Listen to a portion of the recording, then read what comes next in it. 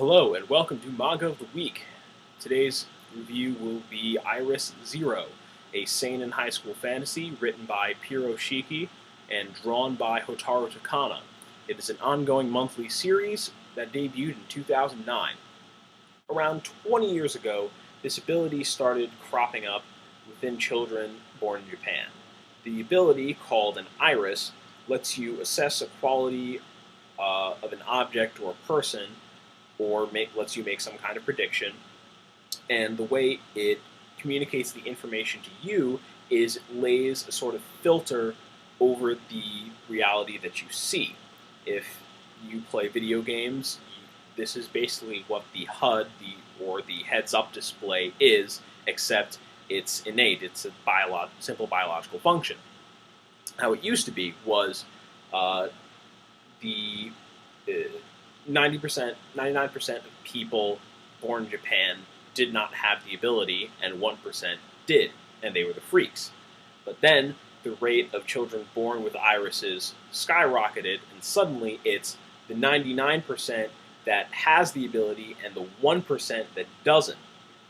The original idea that the authors had come up with was that the main character has some kind of cool eye power. But since that's been done to death already, they decided to reverse it. So now it's the main character, Toru Mizashima, who has no eye power at all.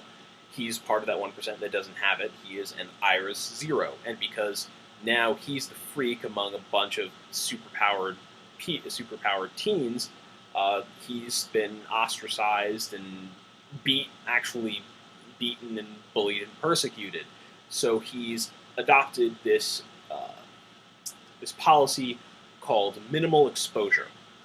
He just wants to, fly under the radar and and to not attract any attention to himself, because he just doesn't want to deal with any of the negative crap that people want to throw his way. Now, as the main character in a fantasy series, he's the reader insert, and even more so because he doesn't have the supernatural abilities that everybody else that he knows in the series has, which makes it easy for us to step into his shoes. And I would normally tolerate that, but he's kind of needlessly bland. He doesn't really do anything worth noticing, although you could chalk that up to the whole minimal exposure thing. But he's just not an interesting character, at least to me. The female lead, Koyuki Sasamori, who, of course, is the most popular girl in school, and she has a crush on Toru. Her ability, her iris, gives her the ability to see who is qualified for just about anything. All she has to do is concentrate on the role or the action that she needs to get done, and she'll see either an O or an X on top of the head of whoever she's looking at. An O for yes and X for no.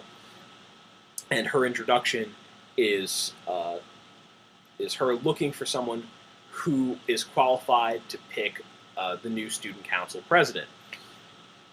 And of course, she sees the only O she sees is on top of Toru's head, and Toru eventually picks her to be the new student council president because she can't find anyone else. And it turned out all along, of course, that the only person who was qualified to be student council president was her. What are you going to do?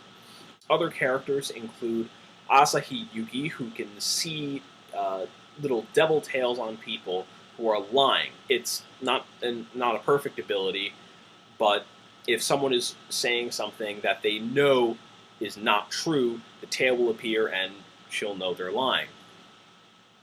She's pretty much a run-of-the-mill tsundere, if you aren't familiar with that kind of parlance. If you ever watched Hey Arnold, remember Helga Pataki? Remember how she would beat up Arnold, but then as soon as his back was turned, she'd start gushing about how sweet and kind and innocent he is. it's basically that.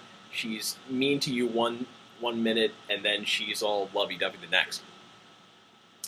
You also have Hijiri Shinonuka, who can see how close people are to dying. The way he sees it is a bunch of black butterflies congregate around the person who is close to death. And when I say close to death, I don't necessarily mean illness-wise. Usually, the butterflies start to gather around the person when they've made a choice that will kick off a chain of events that will somehow lead to their deaths. And when they're about to die, say if a person has a knife in their hand, they're about to slit their wrists, they'll be completely covered in black butterflies. It was a really jarring sequence. It was like I didn't really see it coming. I thought it was pretty cool. He's kind of secretive, and he's got that thing where he's one of those characters who, you know, always has his eyes closed, like Brock from Pokemon. I don't really understand why that always happens, why there's always one of those characters, but whatever. Nanase Kuga sees emotions as these colored butterfly wings on someone's back. Different colors mean different things, you know, and of course, you know, red is anger. And she's very manipulative. She's central in one of the later arcs in the series called the Iris Hunter. I will get to that in the spoiler-heavy section. The art, it seems kind of run-of-the-mill for a shonen series, which is odd because this is a seinen series, which is usually for older people, so you'd expect more realistic proportions. But I wouldn't say it's lazy. You know, I never got the impression that I was looking at the same page, you know, for the same page for 5 pages in a row. The way the irises are handled is, in my opinion, top-notch. Usually in a setting with superpowers, the drama is almost entirely derived from the characters, and the powers are just, you know, cool little fancy add-on. But here, the drama is coming from the powers themselves. For example, Yuki's debut has her slap a teacher because she's in a career counseling meeting, and she wants to become a police officer because, you know, she can interrogate people, tell when they're lying. And her counselor says, "You're totally suited to be a police officer."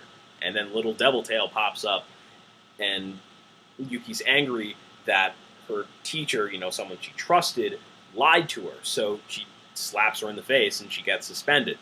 Spoilers. How irises can shut down through some type of emotional trauma. You get this. This starts with the Iris Hunter arc, where Kuga is going to people and asking them what their irises can do, and she convinces them that their irises are more trouble than they're worth, or they're ruining their own lives, the lives of others. And they're so afraid of their lives becoming worse through their irises that their irises just stop working. And then they start to panic because they've had this ability all their lives and now it's gone. So they started spreading rumors about how people's irises were being taken away. And of course, eventually the rumors started circulating that Toru, the Iris Zero, was taking other people's irises away because he didn't have an iris himself, and he was doing it out of spite. I'm going to end this video here because I have a lot to talk about the series. I just found out about it last Friday. So I'm going to talk about my personal problems with the series, what I think is negative, because this episode has been mostly positive. I'm going to have the negative episode up sometime today.